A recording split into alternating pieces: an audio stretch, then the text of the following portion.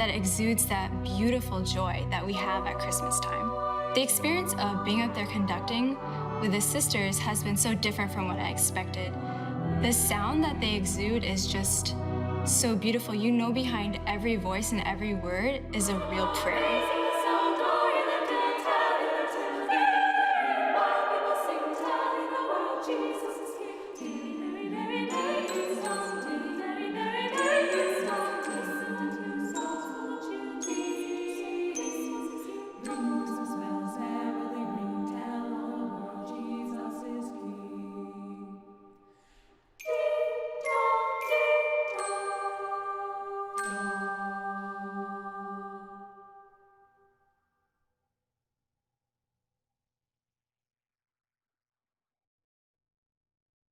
Live Truth, Live Catholic with trusted series, features, and specials from EWTN Home Video. The EWTN Home Video highlight for December is the EWTN Family Christmas Special. The choir of the Eternal Word Television Network performs classical Christmas carols with a special commentary by Father Joseph Mary Wolfe.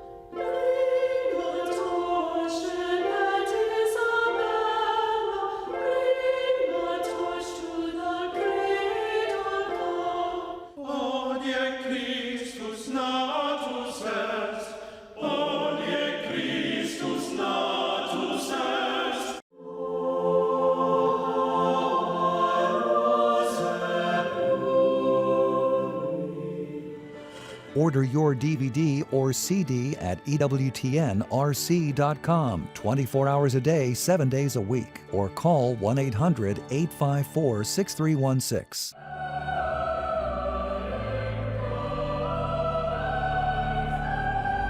Renowned carols, stirring seasonal hymns that bring the spirit and truth of Christmas to life.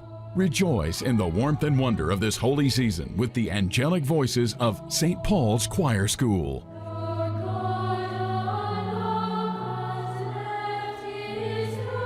A captivating showcase of musical artistry to kindle the soul. Soaring, uplifting. Christmas in Harvard Square, this Christmas on the Global Catholic Network, EWTN. EWTN. Live Truth. Live Catholic.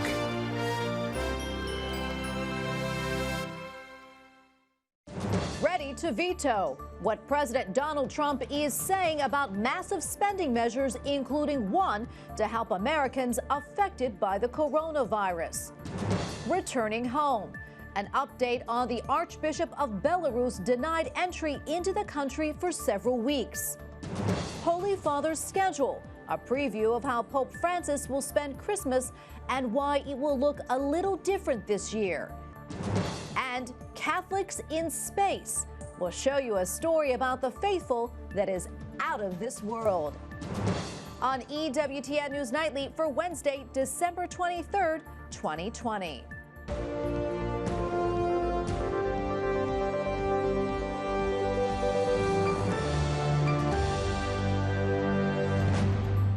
Good evening. Thanks for joining us tonight. I'm Tracy Sable. Late this afternoon, President Donald Trump vetoed the Pentagon funding bill. His rejection of the massive $740 billion military spending plan is sending congressional leaders scrambling to call back lawmakers and try to override the veto. This is the first time in 6 decades that the annual National Defense Authorization Act has not been approved. Meantime, harsh words from President Trump calling Congress's massive COVID-19 relief package a disgrace, saying more needs to be done to help the American people, including increasing the amount of direct payments nearly fourfold. And it looks like the Speaker of the House may be ready to make a deal.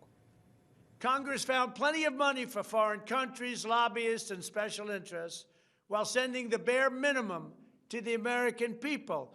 President Donald Trump is telling lawmakers to try again. I am asking Congress to amend this bill and increase the ridiculously low $600 to $2,000 or $4,000 for a couple. And the Democratic House Speaker is willing to do it, tweeting, "This can be done by noon on Christmas Eve." Speaker Nancy Pelosi says the House could take up a request for unanimous consent to increase those direct payments. But first, the Republican leader needs to back the motion. And Democrats criticize the president, accusing him of pulling a stunt. But this president wants to get attention at the end of the year, pardoning people left and right. Senator Amy Klobuchar referring to the 15 pardons announced last night. President Trump also commuted part or all of the sentences to 5 other people, including 2 former GOP congressmen. But when it comes to President Trump's demands for higher payments to Americans in order to sign the long-sought COVID relief bill, the ball is back in the Republicans' court. Representative Chris Smith, Republican from New Jersey, senior member of the House Foreign Affairs Committee and member of the Bipartisan Problem Solvers Caucus, joins me now on Skype. Congressman, welcome back. Thank you so much for your time today. I'd like to start by getting your reaction to President Trump's veto today of the National Defense Authorization Act. Were you surprised at all by that? Not at all. He's been threatening it for many, many days. He wanted some reform in there that is needed. Dealing with Facebook and Twitter, and that was not included. I had wished it would have been, but I think vetoing the entire bill, which funds our military, was not a good idea, especially since pay raises for our military are embedded in that bill. Maybe we will probably vote to override on Monday. If that fails, it'll be back to the drawing board, and we will continue working to try to get it secured in terms of its passage. I know that you supported the passage of the COVID relief bill. President Trump says, the amount of the direct payments should be increased. Would you be in favor of increasing those amounts of those direct payments? And if so, why? Well, I think we've tried to be accommodating to the great, tremendous need that people are suffering.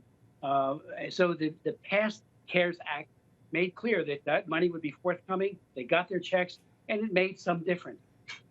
We are on the verge, I hope, with the vaccinations that are now beginning to unfold. So a bridge to get to that point, and if it means a little more money, even a lot more, let's do it. This is, people are suffering immensely. I had wished, frankly, when I heard this, that the president, Drew Mnuchin, would have said earlier that he wanted this higher number, so that we would have negotiated upwards rather than at $600. So, no one knows the exact number, what's the best thing to do, but we need to be generous because people are suffering immensely.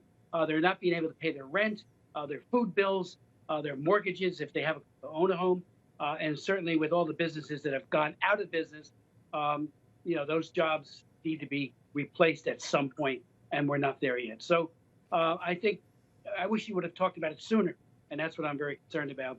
But hopefully we get there. I mean, Congress is, the art of trying to find, compromise where it is good to do so. So if it ratchets up those payments, it's a good thing. All right. Before we let you go, I do want to talk about the pro-life language included in the measure as it stands now and the importance of that. We talked briefly about it yesterday, but I want to get your take on that. We have about a minute left. Sure. Well, all of our pro-life riders, including the Hyde Amendment, all the others, are still going to be intact until September 31st. There will be a major effort by Joe Biden. He has made promises to be the abortion president. The promises that he's made are, he won't enforce conscience rights as they did not enforce them for 8 years. Javier Becerra, who will be the HHS secretary if confirmed, he is from California, where many of these egregious violations of conscience have occurred. So we had the conscience laws intact during the 8 years of Obama and Biden, and they were never enforced. So Catholic entities were being forced to subsidize abortion, to include it in their package of health care. So we got a real problem coming, but we do have language that was continued from last year to this in the omnibus bill. Let me say very quickly, Tracy, and also on the foreign aid side, unfortunately, the abortion president will probably on day 1 or 2 reverse a number of executive orders that have been in place, great executive orders, including ensuring that our foreign aid does not subsidize the abortion industry. He will get rid of that on day 1 or 2. And that's an outrageous thing because countries in Africa and Latin America are all at risk when we fund Planned Parenthood and others to pay for abortion on demand. Finally, you mentioned Belarus. I'm the author of the Belarus Democracy, Human Rights, and Sovereignty Act.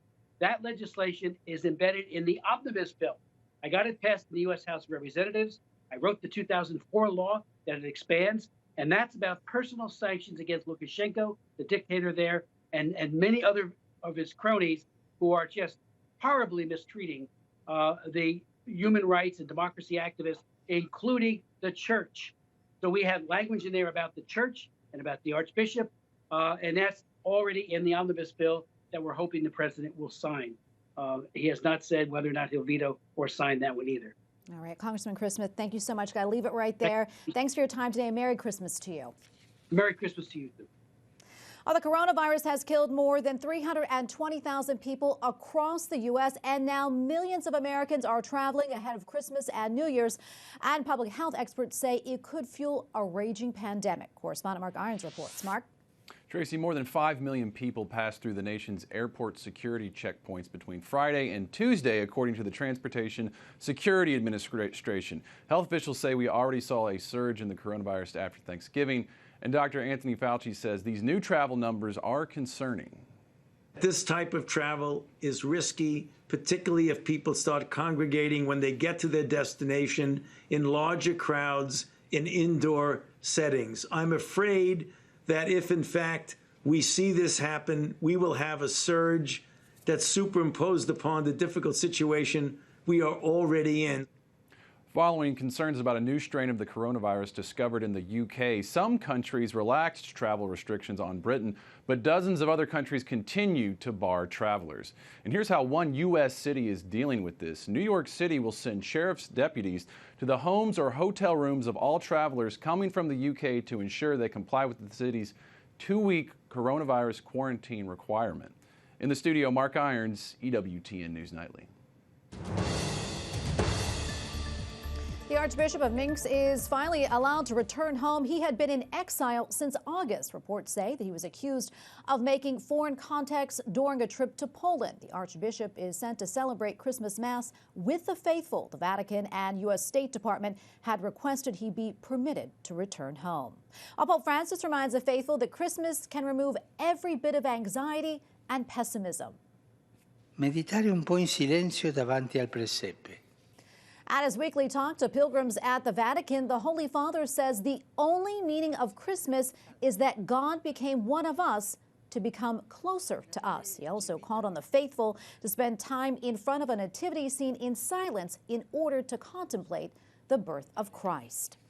Because of the coronavirus pandemic, Christmas at the Vatican will look a little different this year. Earlier, I spoke with EWTN News Rome correspondent Colm Flynn for a preview of the Pope's upcoming schedule. Joining us now with more is EWTN News Rome correspondent Colm Flynn. Colm, good to see you. So what does the Pope's Christmas schedule look like this year?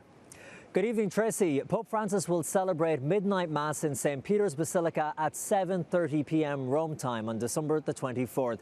That's a little bit earlier than normal to comply with Italy's 10 p.m. curfew. Now, this Mass is typically celebrated with Vatican officials, diplomats and ambassadors.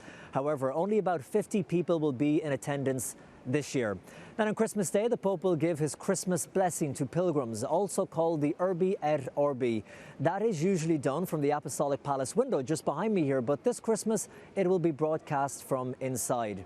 Now, this will be the Holy Father's second Urbi et Orbi this year because he gave a special blessing back in March at the beginning of the coronavirus pandemic. Then, on New Year's Eve, Pope Francis will pray Vespers and the Te Deum in thanksgiving for the past year at 5 p.m. in St. Peter's Basilica. This will air live on EWTN and be carried across our social media.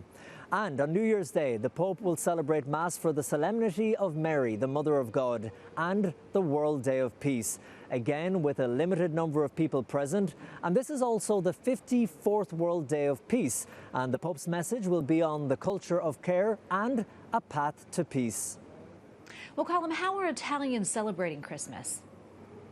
Well, Tracy, last week, Italy's Prime Minister, Giuseppe Conte, announced a nationwide partial lockdown during the holidays to avoid large gatherings and a potential spike in cases. Now, as of yesterday, there were 10,000 new positive cases in the country and over 400 deaths. Now, this partial lockdown started yesterday and will continue through Epiphany on January the 6th. All bars, restaurants and shops are expected to be closed, but grocery stores and pharmacies will remain open. On Christmas Eve, Christmas Day and the day after Christmas, there will be a hard lockdown. So everything will be closed and you can only leave the house to go to Mass and to visit another family member, but no more than an extra 2 people are allowed in each household. Well, Colm, what else is happening around the Vatican during Christmas? Tracy, due to the new lockdown, it's very different this year, but thankfully charity groups will still be working around the clock to provide food for the homeless. One church in Rome decided to open its doors during the night to give the local people living on the streets a warm place to sleep during Christmas. They've set up individual beds with heaters and will provide meals for them as well. So although this Christmas will be very different to other Christmases here in Rome, many will be working hard to bring the Christmas joy to those who most need it. And like Pope Francis always says, we are all in the same boat together and must not forget the most vulnerable around us. Tracy? All right, Colm, thank you so much. We appreciate it. Colm Flynn, EWTN News Rome correspondent. Thanks again. Thank you, Tracy. Coming up, we hear from the head of a Catholic group that's helping children in need.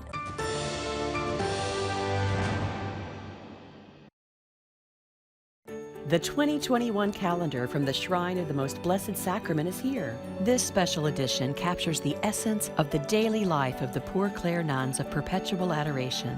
Inside, you will find beautiful imagery of the shrine and the many celebrations that take place season after season. You can also pray the novenas the sisters pray and follow the liturgical year. The Shrine of the Most Blessed Sacrament 2021 calendar. Order yours today at EWTNRC.com.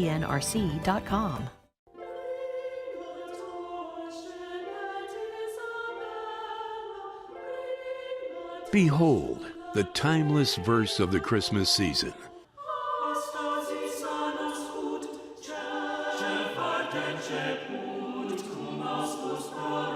Sacred song that celebrates the light of the world.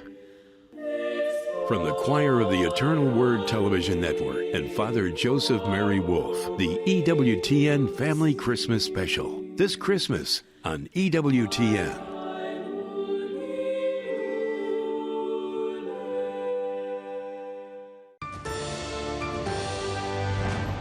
Tonight in this season of giving, we take a look at a Catholic organization dedicated to caring for the most vulnerable populations throughout the developing world. Earlier, I spoke with the executive director of Mustard Seed Communities about its programs and the role faith plays in that work.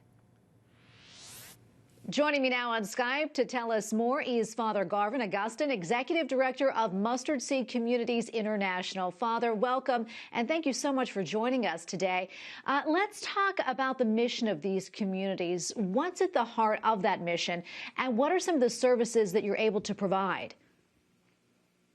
So first of all, thank you very much for having me on EWTN.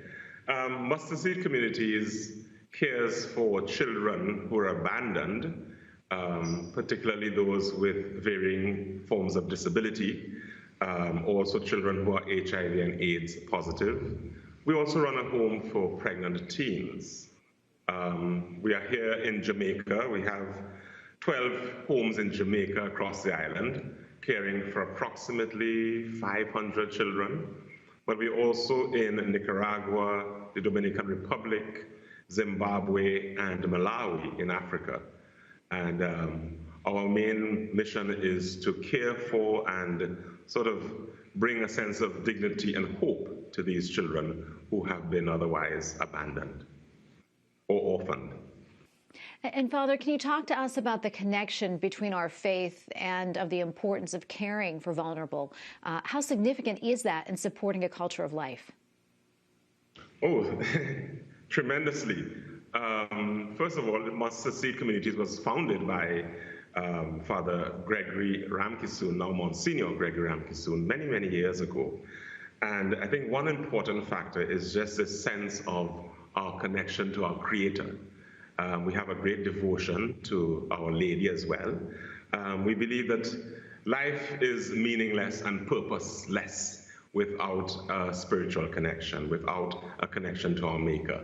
And we encourage that in all our locations. Our children are all baptized. Once we get them into our system, they're all baptized Catholic. The staff and volunteers who work with us are not necessarily so, but everybody participates in all our religious observances. Without a sense of spirituality, without a sense of connection to God, we would just be another social service. So we really promote and believe that we have to have that connection, that faith, that hope in Christ, our Creator, who died and rose for our sakes. And therefore, we are committed in all that we do. For example, every location that we have, every home, has to have a chapel. We have a couple adoration rooms as well. We do 24-hour adoration in most of our facilities because we believe that this is what sustains us. This is what keeps us going. This is what protects us and guides us. Absolutely. I want to talk about the pandemic right now. As you know, it's impacted nearly everyone. Tell us how it impacted your organization and its operations in Africa, Central America, and other parts of the Caribbean. Well, a lot of our support comes from benefactors, particularly in the States, some in Ireland, some in England as well, but mostly from the United States. And we have a very robust volunteer program where our volunteers come to Jamaica and to Nicaragua and the different locations, volunteer their services, but they also raise funds for us. And they bring in all the resources that we need, medical supplies, food supplies, etc. And with the pandemic, since March, we have had to have these volunteers coming anymore, and therefore we are short in our supply of well-needed goods and medicines and diapers and funding. So we've had to find creative ways, of course, with the online platforms and so on, to keep our volunteers connected, but also to try and raise funds. Also myself and Monsignor Gregory, we do a lot of traveling as well and preaching to raise funds and fundraising activities. And all that came to an abrupt halt in March. So really we were scrambling in the initial stages to kind of find ways to fill the gap. And everybody is fine. And we've been getting a lot of benefactors who have been tremendously generous to keep us going over the last few months into the next year. So again, we have to thank God for this. And it's by the grace of God that we are able to do this. It's God's children we care for. So I'm confident that God is going to continue to look after us. If people would like to help out, how can they best do that? We have an office in Medfield, just outside of Boston, that manages our social media and so on. There's a website, www.mustardseed.com, and they can go onto the website, and there are different links as to how people can donate and so on, and get more information on Mustard Seed Communities. Well, Father, thank you so much for joining us, and thank you so much for what you do. Father Garvin Augustine, Executive Director of Mustard Seed Communities International. Thank you again. My pleasure. God bless you. Up next, a look back at Christmas Eve 1968 and its connection to the Catholic faith. Plus, more nativity scenes sent in by you, our viewers.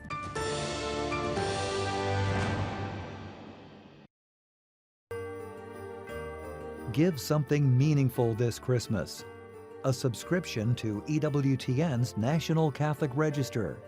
It's the award-winning newspaper filled with solid Catholic reporting from the United States, the Vatican, and around the world. The Register includes coverage on the culture of life, Catholic education, book reviews, entertainment, and features that help subscribers engage the culture with confidence in the saving and sanctifying gospel of Jesus Christ. Order a subscription for a friend or one for yourself and get 26 issues for less than $2 per issue. And with your paid subscription, you'll get EWTN's Life of Christ DVD absolutely free. Save even more and get $10 off every additional gift subscription you order. To take advantage of this offer, visit ncregister.com/TV or call 800-421-3230 and mention code TV. The National Catholic Register. Read faithfully. This year, celebrate Christmas in the Polish tradition. From decorations to the dinner table, experience lavish customs and joyful music that dates back centuries as Father Mitch welcomes a special group of friends.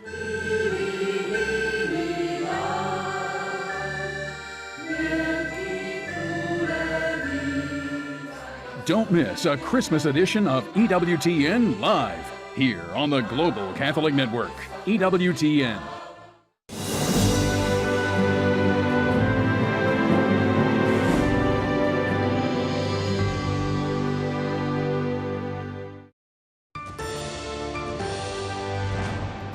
On Christmas Eve 1968, people tuned in as the crew of Apollo 8 read from the book of Genesis. It was during the first trip around the moon. That venture was an inspiration around the world, but the story does not end there. EWTN's Gabe LaMonica tells us about the Catholic faith in space. The astronaut's prayer goes something along the lines of, "Dear Lord, don't let me mess up." For Catholic astronauts, there's a little more to it, and some have even taken communion in zero gravity. For many, space has been a confirmation of their faith since the beginning. The first humans to see Earth rising behind the moon read the Word of God. In the beginning, God created the heaven and the earth. The engines are on. 4, 3. That 1968 Apollo 8 mission launched the United States into first place in the space race against the Soviet Union. We choose to go to the moon. We choose to go to the moon. A milestone in a national journey spurred on by America's first Catholic president. This had never been done before. Obviously, no one had circled the moon before. The three-man Apollo crew, 240,000 miles above the globe, paved the way for the moon landings months later. And God called the dry land earth. God saw that it was good. After 1 billion or so Earthlings listened in to that Bible reading over 50 years ago, NASA got cold feet over public statements of faith. And Madeleine Murray O'Hair, an atheist, threatened to sue NASA, and NASA caved. And after that said, any spiritual acknowledgments, ask for radio silence. That doesn't mean astronauts leave behind their trust in God. When you see the Earth from orbit, 220 miles up, and you look in the other direction and see the infinity of the cosmos, the universe out there, with the numberless stars that are in your field of view, that to me it's a confirmation of your faith. Tom Jones spent 53 days in space over the course of 4 missions. Main engine start. 5, the astronaut 4. brought with him a firm Catholic faith and is one of only a handful of Catholics to receive Holy Communion while floating in the heavens above. For Catholics, it's a very special meaning where Christ is physically present with you and becomes part of you. And that was very, very special to me. And he's not the only Catholic spaceman. Ignition. Now, on board the first commercial mission to the International Space Station is another Catholic in space. During a 6-month stint, NASA astronaut Mike Hopkins brought along a supply of communion. Years earlier, Tom Jones shared the sacrament with 2 other Catholics in space. We hit sunrise just as we were sharing communion, and there's the gorgeous blue of the ocean down below, and Kevin Chilton, my friend, said, "That's the blue of the Virgin's veil." So it was in every direction that you looked, you found something meaningful and beautiful, and it was a very emotional moment for all of us. A perspective only a privileged few have witnessed even since human spaceflight's beginning. We close with good night, good luck, a Merry Christmas, and God bless all of you on the good earth. The reception here on Earth of the crew of Apollo 8's Christmas time message was overwhelmingly positive. At the end of a tumultuous year, many credited Apollo 8 with saving 1968. In Washington, Gabe LaMonica, EWTN News Nightly. Incredible.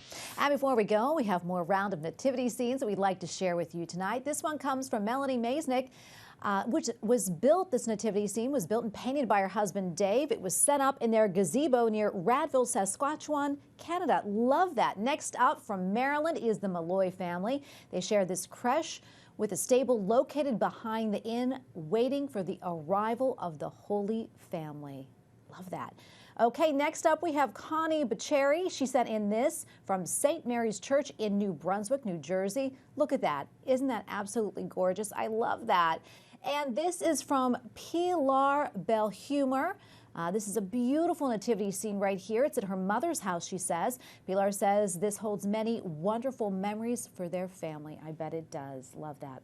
And here's a nativity scene from Janet Hong in Salina, Ohio. Thank you for sending this. That is so lovely. And finally, this one is from one of our own EWTN News Nightly senior producer Rodney Harris and his wife Colleen, showing us their group of nativity scenes, including a snow globe and even a Peanuts crush. That is fantastic. Thank you guys so much. We love it. And thank you to everyone who sent in pictures of their nativity scenes and those we didn't have a chance to show on the air, like the beautiful crush sent by Brian and Barbara Bolger in Maryland. We thank you all, and we thank you for watching tonight. And we will be airing special programming the rest of the week for Christmas and special reports from EWTN News Nightly next week. From all of us here at EWTN News Nightly, I'm Tracy Sable. Good night, and God bless, and a very Merry Christmas to you and yours.